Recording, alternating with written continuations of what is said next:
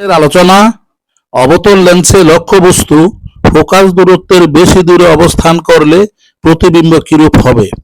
তাহলে মনে করি LCL ড্যাশ একটি অবতল লেন্স, ইহার প্রধান ফোকাস F, আলোক কেন্দ্র C এবং FCF ড্যাশ প্রধান অক্ষ। ওই লক্ষ্যবস্তুটি ফোকাস দূরত্বের বেশি দূরে অবস্থিত। এখন ও থেকে আলোক রশ্মি প্রধান অক্ষের সমান্তরাল করে লেন্সের এল বিন্দুতে আপতিত হয়ে এলকে পথে প্রতিসরিত হয়। এলকে রশ্মিটি প্রধান ফোকাস এফ থেকে আসছে বলে মনে হয়।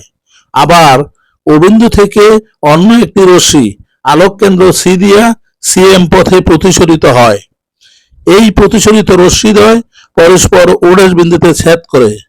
এখন ওডেস বিন্দু থেকে প্রধান অক্ষে ওডেস এডেস লম্ব আঁকি। তাহলে ওডেস এডেসই হলো ওএ এর অসৎ প্রতিবিম্ব।